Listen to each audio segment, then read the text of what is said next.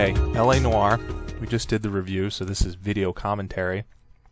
I think we're going to start pretty simple. I just want to give you guys a sort of a look at the city, and basically what's going to happen is we're just driving around, give you guys an idea of what to see. I mentioned the detail in the review. It's pretty amazing. I mean, it's an upgrade from Grand Theft Auto. It's not, they go into a lot of effort. I mean, it's not, you're not going to see God of War around every corner, but it works really well. And the driving, it can be a little loose. It's just one of those little gameplay eccentricities I talk about. But at least we can. It's solid. I mean, it's never going to get to the point where you're like, I can't drive. That never happens. And when you're driving around the city, that's one of the main appeals of this game. I mean, it's even though it's not the focus, which you'll see the focus in a minute. It's just one of those things where a lot of times you just want to stop and look around and see what's happening.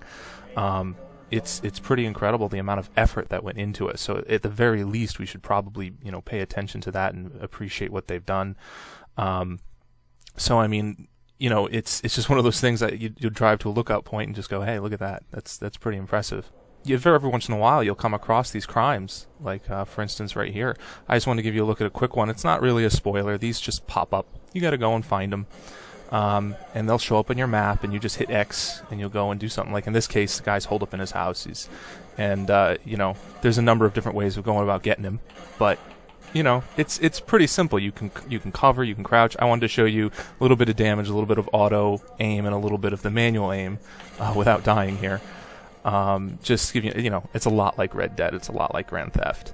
They're not insanely stupid, but it gives you an idea of what the type of thing you can expect from a standard call. That's a simple one, but they get more in depth. There's bank vaults and things like that, and jumpers and suicide people and things of that nature. And when you're done, you get experience. And, it's one of those things you want to do because it enhances the experience. They're not overly complex, but then again, I don't think they should be. All right, so this is an interview. It's part of the silk stalking murder case. I'm not going to give away too much, but you have to see the interview process and casing a crime scene to really get the best idea of this game, because that's really the focus. That's the prime goal.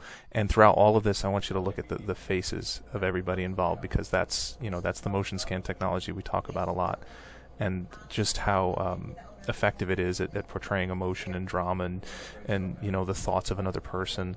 I don't want to give away too much, so I don't want this to come through as too much and give you an idea of how to solve the case. This is just, I had just come from finding the body.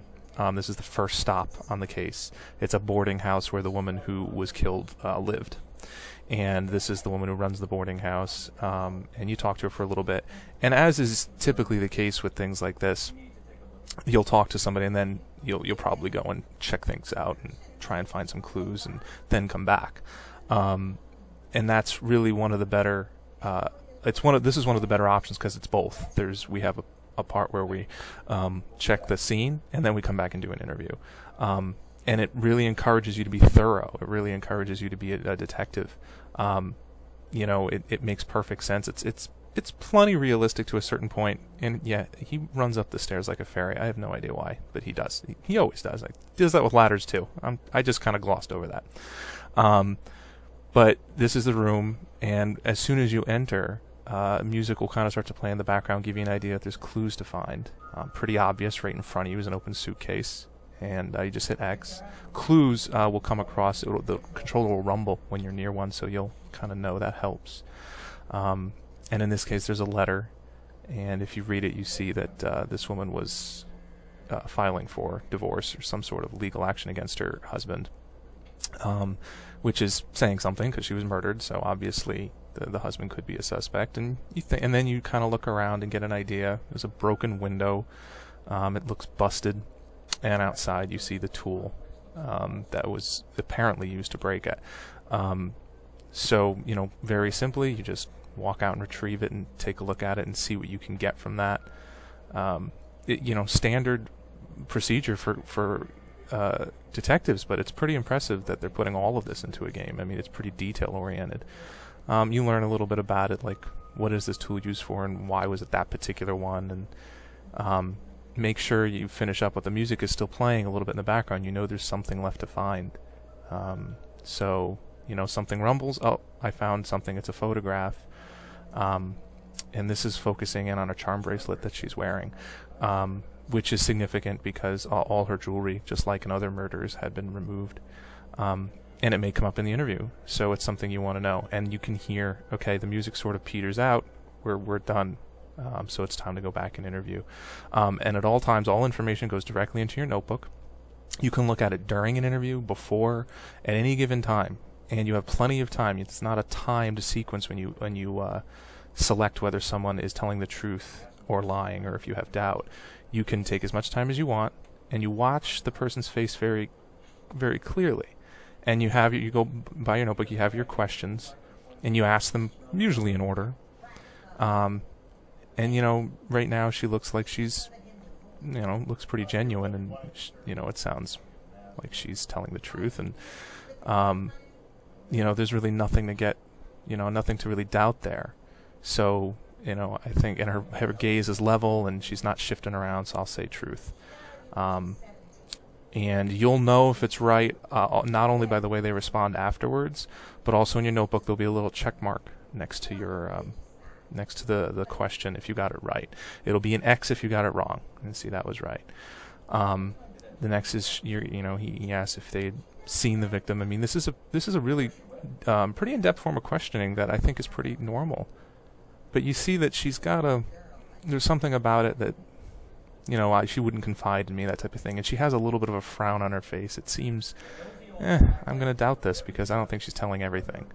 And at that point, sometimes he'll go a little overboard. He'll sort of badger the witness if he thinks it's doubt. It seems a little unrealistic, and I do mention that, but it can happen. I don't really, there's a lot of things to take into consideration. So it can't, you see a reaction there. It's a little over dramatic. And she says, oh no, there couldn't possibly be a break-in. It obviously would be sort of bad for business. And when you accuse someone of a lie, you have to prove it, and you have your notebook. And, well, there was a broken window. So you say, hey, we saw the broken window. It's pretty obvious. And she sort of explains, well, I didn't want that to get out, and I didn't want people to know, she is the head of a business, and I don't think she wants people to know that people are breaking in. But, you can tell that she's not totally adverse to lying, so you should take that into account for the next question. And you're asking whether or not the woman who was murdered had a good marriage with her husband. She says no, but, she doesn't, again, it doesn't seem like she has the whole story ready in front of her. She says, I can't really be sure of that, and that type of thing. And I just know that guy was a slime ball, and that's all there is to say. But, we've had to doubt her before, so, and she's got this sort of look on her face like there's something else there. You can see that the reason why one of the reasons I chose this interview is because she has one of those expressive faces, and there's so many of them in the game. But I accuse her of a lie. It's wrong. And you go down to that charm bracelet and about, what are they saying about this? And, oh, that piece of jewelry, that's right. I think it's important to always go after these clues really aggressively and try and get as much as you can out of it, because in this case you would have missed something. You would have probably missed the location of the bar. But that's what makes this game so great. This is the highlight. This is the reason to play the game right here.